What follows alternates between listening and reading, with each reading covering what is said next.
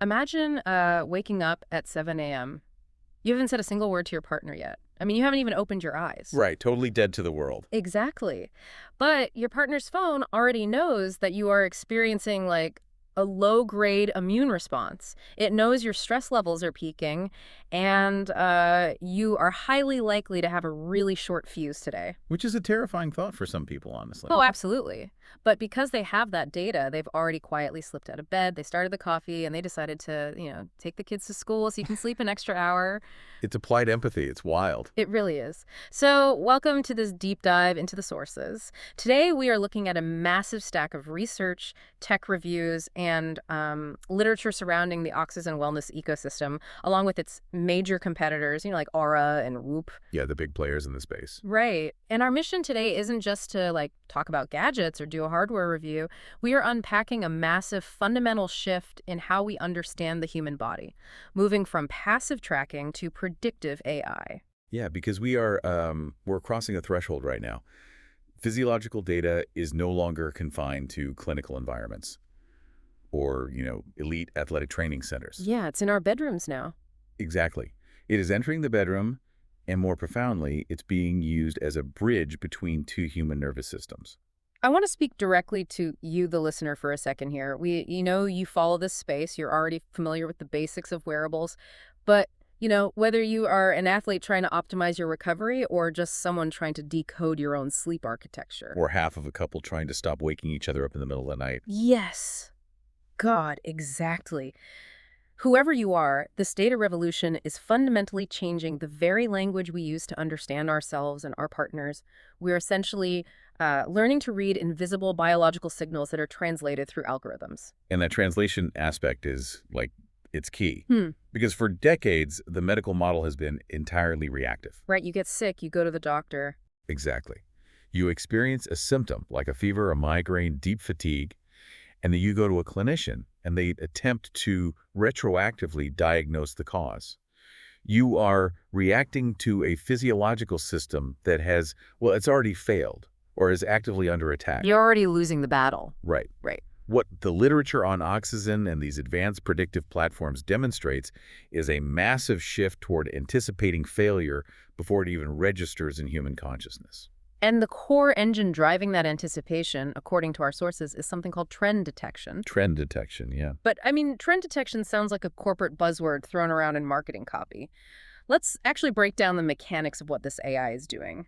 To predict the future of your body, the algorithm first has to establish a baseline. Right. It needs to know what normal looks like for you. Exactly. When you slide one of these AI rings onto your finger for the first time, it doesn't immediately know what to do with you. It spends the first couple of weeks in observation mode. Just quietly taking notes. Yeah, mapping out your specific resting heart rate, the minute fluctuations in your skin temperature, your respiratory rate, all of it. It is building a highly individualized statistical model because, the broader medical field operates on population averages. Like a resting heart rate between 60 and 100 beats per minute is just considered normal. Which is a huge range, by the way. A massive range. Yeah. But a wearable AI doesn't care about the population average. If your historical resting heart rate is typically 48, and today it is 62. A traditional doctor taking your pulse might tell you that you look perfectly healthy. Exactly. But the AI, however, recognizes a massive, statistically significant deviation from your unique baseline. Okay, let's unpack this. It's basically the difference between looking at a map of a whole city and knowing the exact traffic patterns of a specific intersection on a Tuesday afternoon. That's a great way to put it. Once the system knows your traffic patterns, that's when the trend detection really kicks in. It isn't waiting for a 102-degree fever. It is hunting for a 0.3-degree elevation in your skin temperature paired with a fractional drop in your heart rate variability. Yeah, looking for the tiny whispers before the screen. Exactly. I like to think of this as an incredibly sensitive check engine light for your body. But it's a check engine light that comes on while the car is still running perfectly fine. You're cruising down the highway, the radio's on, you feel great, but the dashboard flashes yellow. It gives you the warning to pull over before the timing belt snaps. Right. And what's fascinating here is the biological reality behind that check engine light. Let's look at the actual mechanism of a viral infection. Oh, this is super interesting. Because long before you feel a sore throat, Your immune system recognizes a foreign pathogen. The invaders have breached the wall. Right. And to fight that pathogen, your body initiates this systemic cascade. It begins producing cytokines, which are inflammatory proteins. And this process requires an immense amount of energy. It's like mobilizing an army, all right? Exactly. To fund that immune response, your autonomic nervous system begins reallocating resources. Yeah. It pulls energy away from your digestive processes. It slightly elevates your basal body temperature to create an inhospitable environment for the virus. Burning them out. Yeah. And your heart rate subtly increases to pump white blood cells through your vascular system faster. And the craziest part is, all of this is happening beneath the floorboards of our conscious awareness. Like, my body is fighting a literal biological war, and my brain is just thinking about what I'm going to have for lunch. Yeah, your conscious brain is literally the last to know. Yeah. But the optical sensors on the ring are detecting that resource reallocation in real time. By identifying those minor interconnected deviations, like the higher temp, the lower variability, the AI proactively flags the incoming physiological stress. This represents such a wild philosophical shift in how we manage our lives. Because historically, we operate on a push until it breaks mentality. Oh yeah, hustle culture. We hustle, we overwork, we overtrain, and we basically wait for a physical crash to give ourselves permission to rest. But this technology completely flips that paradigm. We are letting objective, invisible data give us permission to recover based on internal stressors. We are basically outsourcing our permission to rest to a microchip. Which brings us to the energy balance equation at the heart of all this modern wellness tracking. Because once the AI detects these invisible shifts, it has to weigh them against your daily activities to actually provide a coherent recommendation. Right. It can't just throw data at you. Exactly. Yeah. When you look at the major players in our sources, it really comes down to a battle of philosophies regarding how to quantify that energy balance. And it's basically readiness versus strain. Right. And the Aura Ring has essentially become synonymous with the readiness approach. Yeah, they really cornered that market. Readiness is a pure recovery metric. It is the AI looking at your data and telling you how large your physiological gas tank is today. It helps determine how hard you can push yourself on a given day by comparing your recent sleep quality to your previous day's activity. It's measuring capacity. Exactly. And we all know the gold standard metric anchoring that readiness score is heart rate variability, or HRV. Now, since we know you listening are well-versed in the basics, we don't need to explain that HRV is the time gap between heartbeats.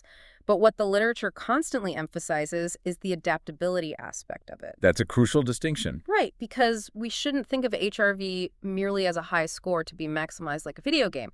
I like to look at HRV as the body's internal shock absorbers. That is a highly accurate way to frame it, because when your nervous system is balanced between the sympathetic, which is the fight or flight drive, and the parasympathetic, the rest and digest drive, your heart is receiving competing signals. It's being pulled in two directions. Yeah, a literal tug of war.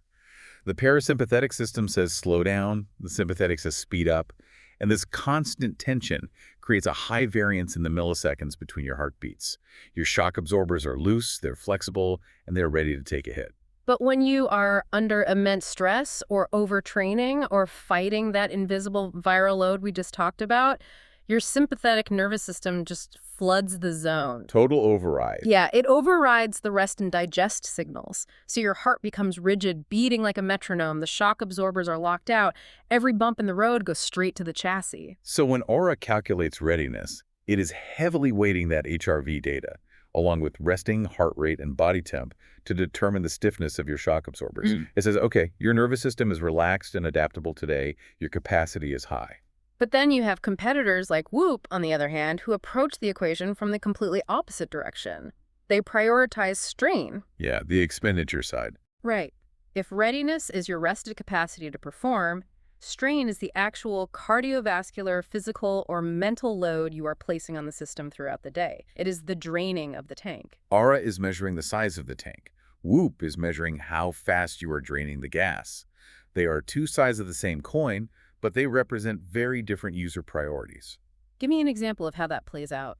Well, a marathon runner might care deeply about quantifying their exact cardiovascular strain during a 20-mile run, while, say, A corporate executive might care way more about their readiness to tackle a high-stress boardroom presentation. That makes total sense. But then you have Oxyzen. According to the sources, Oxyzen attempts to transcend this binary entirely by focusing on predictive insights. Right. It's not just a mirror, it's a crystal ball. Exactly. It doesn't just reflect your current state, it attempts to act as a proactive health coach. And the key technological differentiator here is how Oxygen integrates SpO2, so blood oxygen saturation, into its core trend detection algorithms. And this is where the hardware gets really impressive. Well, wait, because we see SpO2 sensors on almost every device now, right? From smartwatches to those cheap $30 fitness bands.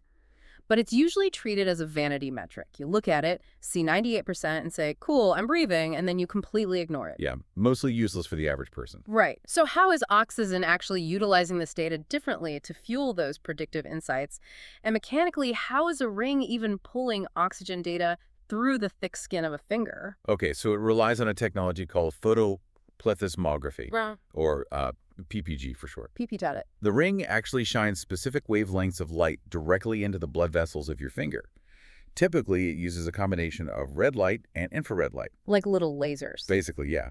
Now, oxygenated hemoglobin, which is blood that is rich with oxygen straight from the lungs, it absorbs more infrared light and allows more red light to pass through. Deoxygenated hemoglobin does the exact opposite. Okay, so it's a light absorption game? Precisely. The optical sensors on the underside of the ring measure the specific ratio of light that bounces back, and then the algorithm translates that ratio into a percentage of oxygen saturation. It's literally bouncing lasers off my blood cells to read my respiratory efficiency. That is insane. It really is. And while most platforms just relegate that number to a secondary dashboard like we talked about, Oxyzen weaves continuous overnight SpO2 data directly into its baseline trend detection. Why overnight specifically? Because blood oxygen levels are incredibly sensitive indicators of systemic stress while you sleep. If your SpO2 drops even slightly during sleep, it can indicate things like sleep apnea, environmental factors like high altitude, or, and this is key, early respiratory distress from a pathogen. Ah, so before you even cough. Exactly. By layering that continuous oxygen data over your HRV and temperature variations, the AI constructs this multidimensional view of your physiological state. It allows it to predict recovery needs with much higher fidelity. I have to throw up a roadblock here, though. Let's talk about the psychological danger of this predictive power. The nocebo effect. Yes, because if I wake up, the sun is shining, I slept for 8 hours, and I feel physically fantastic, like ready to crush a workout. But I open my app and the AI is waving a yellow flag. My trend detection shows a dip, my readiness is a 60 out of 100, and the algorithm tells me to take a rest day. It creates a lot of cognitive dissonance. It does. Aren't we risking a massive nocebo effect here? If an authoritative AI tells me my body is compromised, don't I subconsciously manifest that fatigue? Like, am I feeling sick because I actually am sick or because a microchip told me I should be? It's a hugely valid question, and the nocebo effect is a genuine concern in the literature surrounding biometric tracking. The human mind has an astonishing capacity to generate physical symptoms based entirely on expectation. It's wild how powerful the brain is. Oh, absolutely. There are studies showing that if you were simply told you slept poorly, your cognitive performance actually drops, regardless of how you actually slept. This is the central tension of the wearable era. We are constantly navigating the friction between objective algorithmic data and subjective human feeling. It feels like a trap. If I ignore the ring, I might injure myself or prolong an illness. But if I obey the ring, I might be artificially limiting my potential based on a machine's cautious statistical model. The solution lies in how we interpret the data, right? You shouldn't treat the wearable as an oracle giving you a binary command. You treat it as an additional non-conscious sense. An extra sense. I like that. Consider the cortisol awakening response. Often, when you are deeply stressed or on the verge of total burnout, your body pumps massive amounts of cortisol and adrenaline into your system just to get you out of bed in the morning. Subjectively, you might wake up feeling wired, energized, or even fantastic. I've absolutely been there. I feel invincible at 8 a.m., and then by 2 p.m., I am practically sliding under my desk in a catatonic state. That energy was just chemical borrowed time. That's a perfect way to describe it. Borrowed time. And the wearable sees right through that borrowed time. It sees the suppressed HRV and the elevated temperature masking beneath that cortisol spike. Oh, wow. So when your ring shows a low readiness score, despite your subjective feeling of energy, the goal isn't to instantly act sick and get back in bed. The goal is cognitive reframing. Calibrating your intuition. Exactly. You use the objective data to calibrate your intuition over time. You don't necessarily cancel your workout, but maybe you moderate your intensity. You don't push for a personal record. You use the data as a weather forecast. You might still go for a walk, but you pack an umbrella. That calibration process is incredibly valuable. But, I mean, it all hinges entirely on the integrity of the data. And the foundation of all these predictive metrics across Aura, Whoop, and Oxyzen is sleep. Sleep is the cornerstone, yes. If the sleep data is garbage, the trend detection is useless, which begs a massive mechanical question. If these rings aren't reading my brainwaves with EEG sensors glued to my scalp, how on earth is a plastic and titanium circle on my finger figuring out if I am dreaming or in deep sleep? All right, this seems like magic.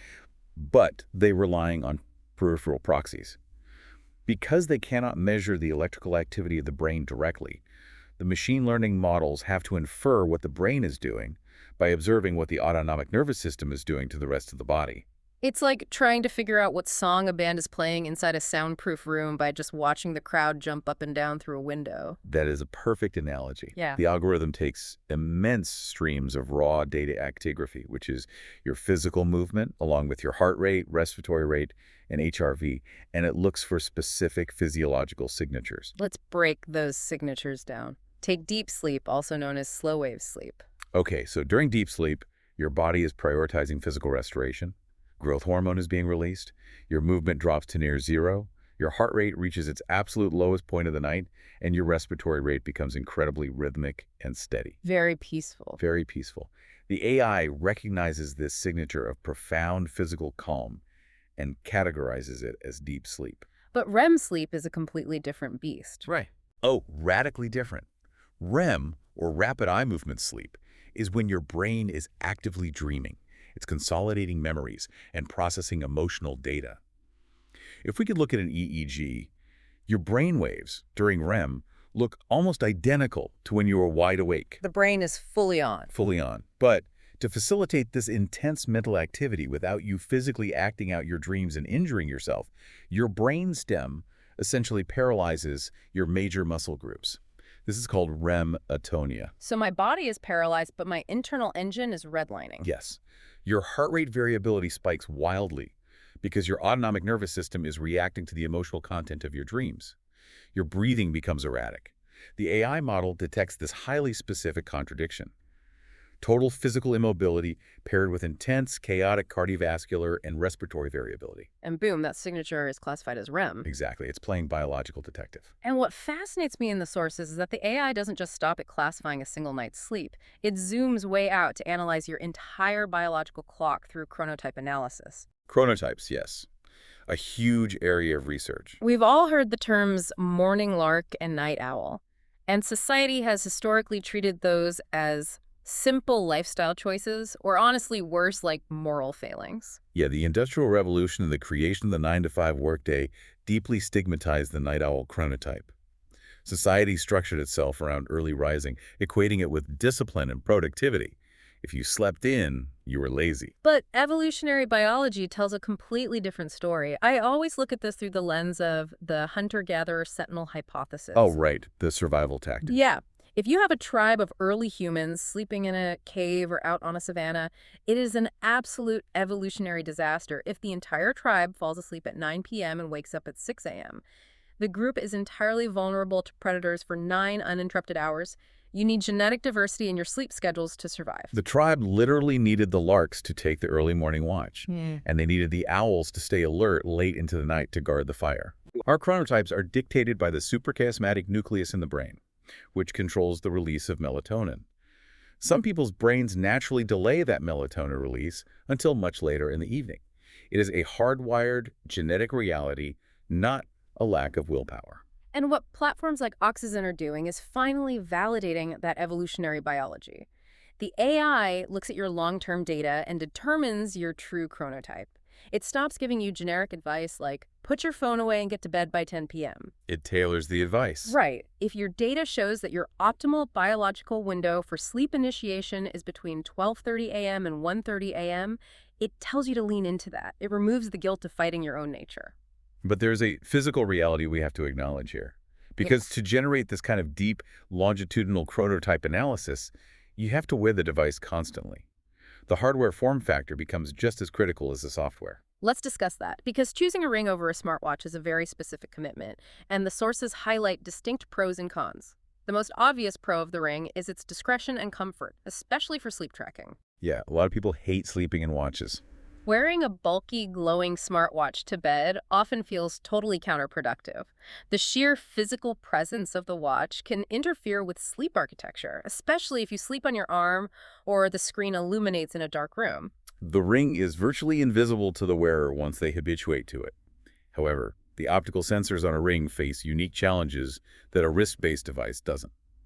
We really have to talk about fit sensitivity. Oh, this is a big deal. Right. For PPG sensors to accurately measure heart rate and SpO2, they need a secure flush fit against the skin. And fingers change size constantly. Like if I eat a heavy, sodium-rich meal, my hands swell up like balloons. Yep, water retention. Or if I go for a walk in the cold, peripheral vasoconstriction shunts the blood away from my extremities to keep my core warm and my fingers shrink. And that is the Achilles heel of the ring form factor. Because if your finger shrinks in the cold, the ring becomes loose. Ambient light leaks into the gap between the sensor and the skin, which completely corrupts the optical readings. The AI gets confused. Very confused. It can't distinguish between the light from its own LEDs and the light from your bedside lamp, and the predictive data just fails. Alternatively, if your finger swells, the ring becomes uncomfortably tight, potentially restricting the very blood flow it is trying to measure. So you have this multi-million-dollar AI infrastructure that can be completely derailed by a salty side of fries or a cold breeze. It's a delicate balance. Then there's the economic model. Because the hardware is just the entry fee. To access the trend detection, the chronotype analysis, the actionable AI translating the raw data, you are almost universally locked into a subscription model. And people hate the subscriptions. Yeah. But the industry argument is that you are paying for the continuous server costs and the evolving machine learning models that process your biometric data in the cloud. Sure, but from a consumer perspective, you are essentially paying monthly rent to access insights generated by your own body. It's a steep trade-off. And you also sacrifice a display. There's no screen on a ring, which forces you to open an app on your smartphone to see your data, potentially exposing you to notifications, emails, and blue light right when you were trying to wind down or peacefully wake up. Right. But despite the fit issues and the subscriptions, millions are fully bought in. Why? Because the individual insights are just that transformative. Transformative is the word. But this is where our deep dive pivots into the absolute most revolutionary aspect of the literature. The shared data. Yes, because everything we have discussed so far, the baselines, HRV, chronotypes, has been about an isolated biological system. What happens when two individual biological baselines share a physical microenvironment? Meaning what happens when they share a bed. Exactly. What happens when two nervous systems share a bed and their data is synced in an app? Let's talk about how shared wearable data enhances couple wellness and empathy. This is the frontier of biosynchronized couple wellness. We are moving from the biology of the self to the sociology of the partnership. And the scientific cornerstone of this dynamic is physiological sleep co-regulation. When I first read the studies on co-regulation in our sources, it completely shattered my understanding of relationship dynamics. Like, how do two bodies physically sync up in the dark? Think of the classic physics demonstration with tuning forks. If you strike a tuning fork and place it next to a silent one of the same frequency, the silent one will begin to vibrate and hum. It catches the waves. Exactly. It synchronizes to the resonant frequency of its environment. Well, human nervous systems possess a biological equivalent. We are constantly subconsciously scanning our environment for cues of safety or danger, a process known as neuroception. Neuroception. Right. When you share a bed, your partner's autonomic nervous system is the loudest environmental signal in the room. Okay, so if my partner is stressed, my nervous system literally hears that stress. Exactly. If your partner is tossing and turning, or their heart rate is elevated due to unresolved anxiety from the day, your neuroception detects that physiological distress.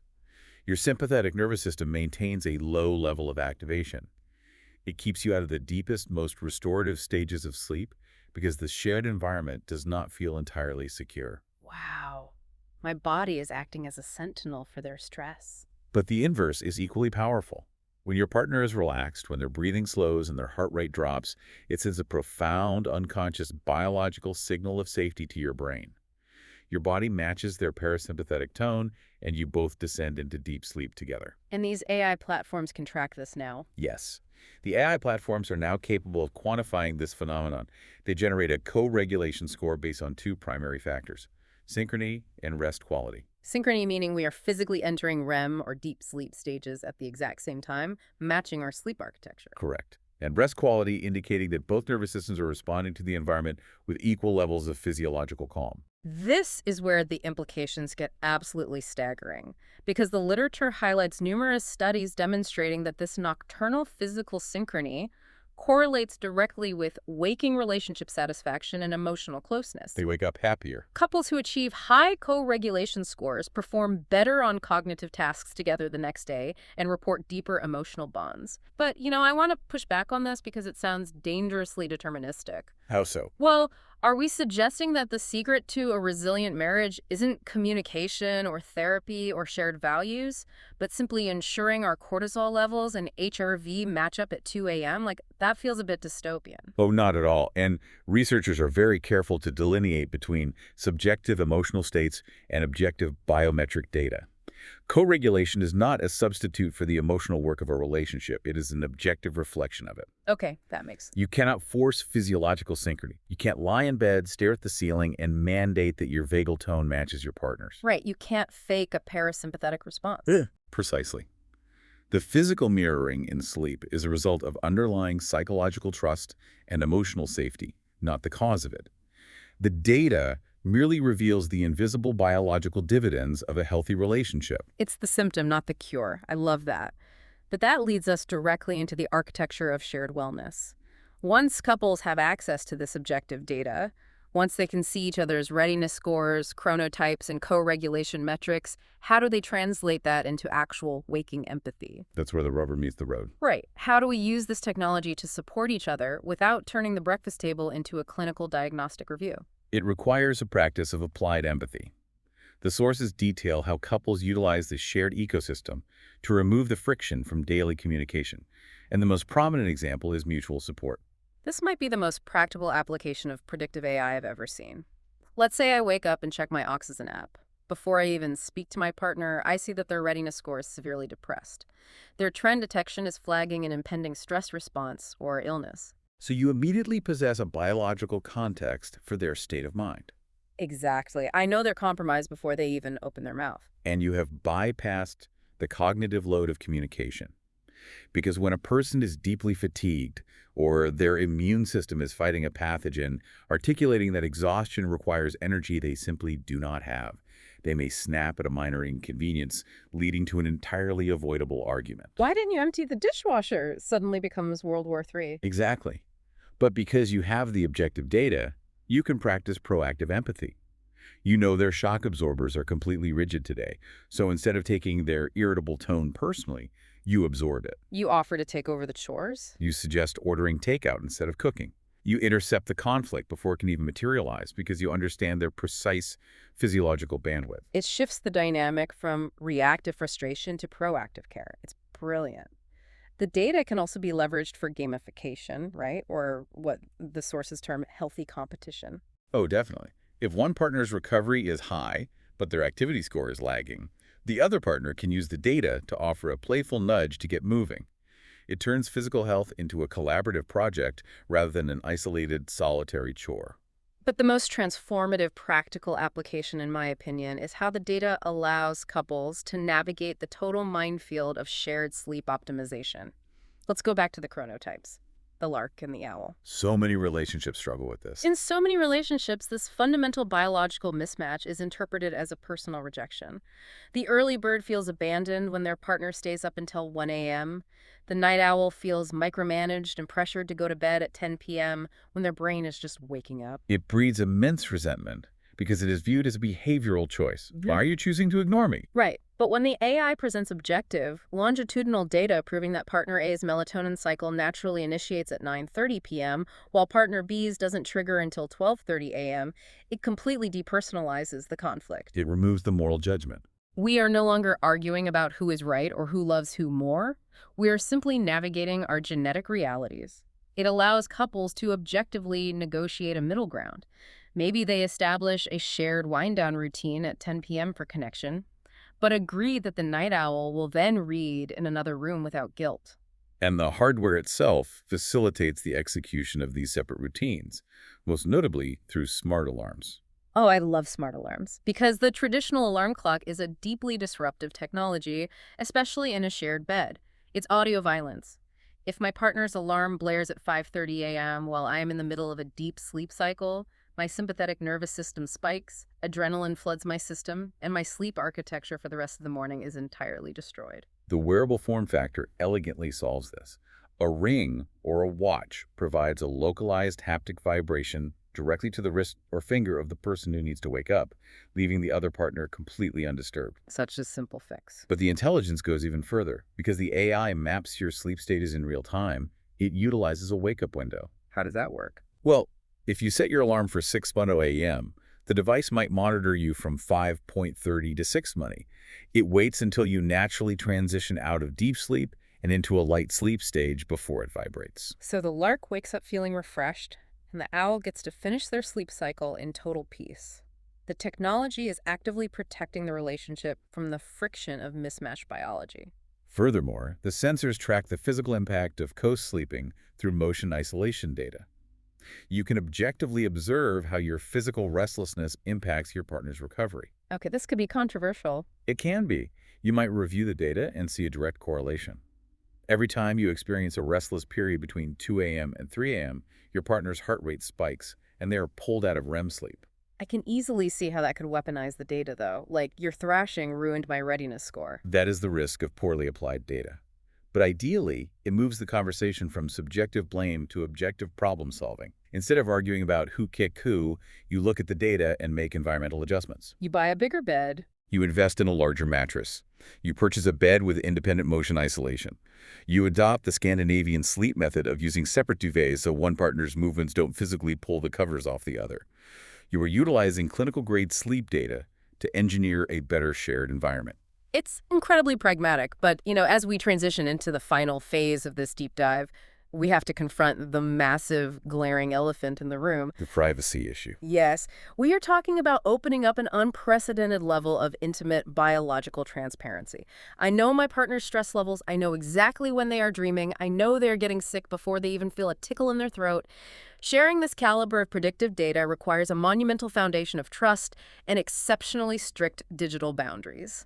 This is the trust fall. It is the single most critical structural component of the entire shared ecosystem. If the data is not meticulously secured, or if the sharing mechanism feels even slightly coercive, the entire concept of applied empathy instantly degrades into surveillance. That line between support and stalking is razor thin. It goes from, I see your readiness is low, let me make you dinner, to, why was your heart rate elevated at 2:30 p.m. when your calendar said you were just answering emails? It can become toxic and controlling so incredibly fast. It's a huge concern for developers. So how do platforms like Oxyzen engineer trust into their software?